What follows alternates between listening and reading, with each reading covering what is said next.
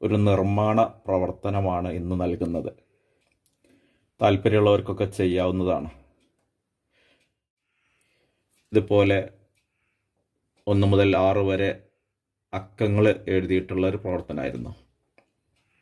ഇന്ന് അതിൽ നിന്ന് വ്യത്യസ്തമായിട്ട് മലയാളത്തിൽ നമ്മൾ ഈ തുടക്കത്തിൽ 1-ാം ക്ലാസ്സിൽ വന്ന ഉടനെ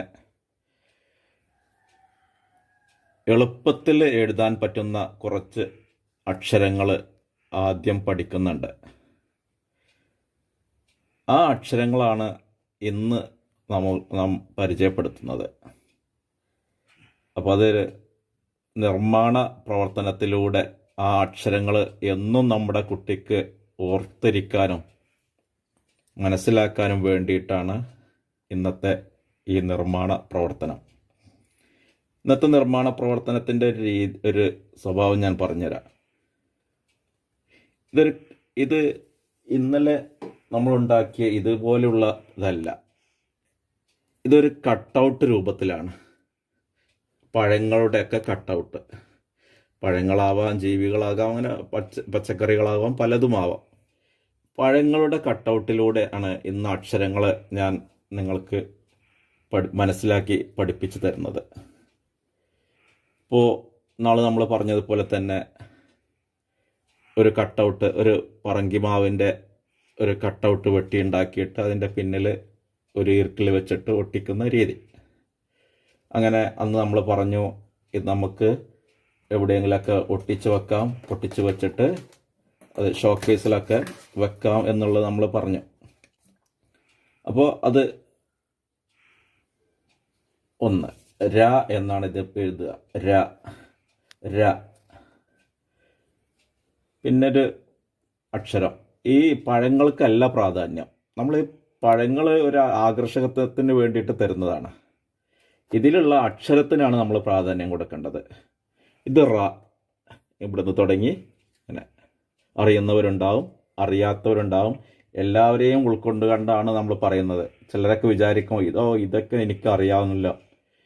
അറിയാത്തവരും ഉണ്ടാവും. അവരെയും കൂടി ഉദ്ദേശിച്ചാണ് അത് പഠിപ്പിക്കുന്നത്. ഓക്കെ. അടുത്ത അക്ഷരം വായാണ്. വ. എഴുതൽ എങ്ങനെയാണെന്ന് നമുക്കറിയാം.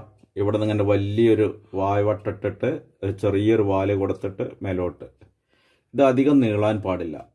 മാത്രമല്ല ഇതിൻ്റെ മുകൾ ഭാഗവും അടിഭാഗവും ഒരേ ലെവലിൽ വേണം. ഓക്കെ. ഇതാണ് വ.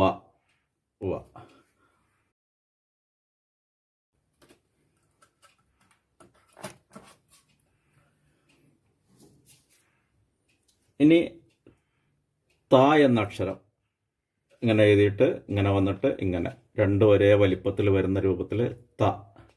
ഈ അക്ഷരങ്ങളെ കൊണ്ടൊക്കെ പദങ്ങൾ നമ്മൾ ഇനി പഠിക്കും. അപ്പോൾ നമ്മൾ മനസ്സിലാക്കുക, ത എന്ന അക്ഷരം.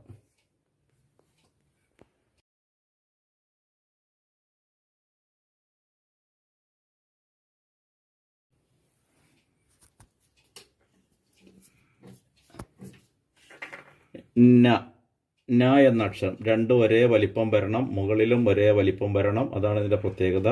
ന. ഇനി പ. നമ്മൾ മുമ്പ് വ പഠിച്ചതുപോലെയല്ല, ചെറിയ വായയാണ്. പിന്നെ നീണ്ട ഒരു വയറാണുള്ളത് എൻ്റെ മേലോട്ട്. വായും പായും തമ്മിലുള്ള വ്യത്യാസം നന്നായിട്ട് മനസ്സിലാക്കണം. വായുടേത് വലിയ ഒരു വായയാണ്, ഇത് ചെറിയ വായയാണ് പാക്കുള്ളത്. നമ്മൾ പ്രത്യേകം മനസ്സിലാക്കുക.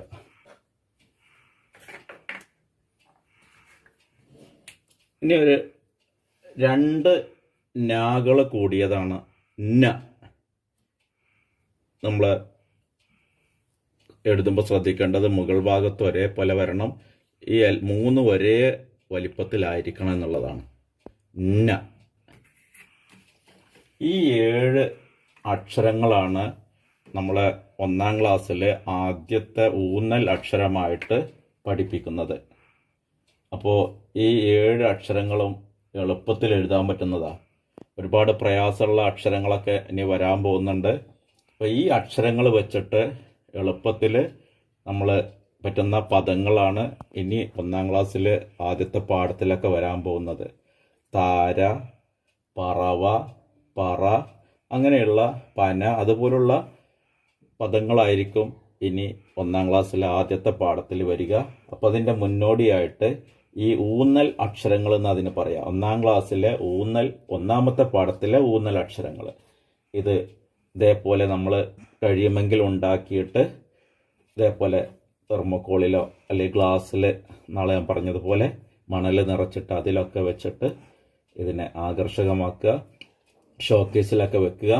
നിങ്ങളുടെ വീട്ടിൽ ആരെങ്കിലും, കുട്ടികളോടാണ് പറയുന്നത്, നിങ്ങളുടെ വീട്ടിൽ ആരെങ്കിലുമൊക്കെ വിരുന്ന് വരുന്ന സമയത്ത് നിങ്ങൾക്ക് ഇത് കാണിച്ചു കൊടുക്കാം. അതൊരു നിങ്ങൾക്ക് അഭിമാനമാണ്. നിങ്ങളുണ്ടാക്കിയ സാധനങ്ങൾ നിങ്ങൾ വേറൊരാൾക്ക് കാണിച്ചു കൊടുക്കുമ്പോൾ നിങ്ങൾക്കൊരു അഭിമാനം ഉണ്ടാവില്ലേ? നിങ്ങൾക്ക് എന്നും അത് ഷോക്കേസിൽ വെച്ചാൽ ഇത് വായിക്കുകയും ഇത് പഠിക്കുകയൊക്കെ ചെയ്യുക. ഓക്കെ.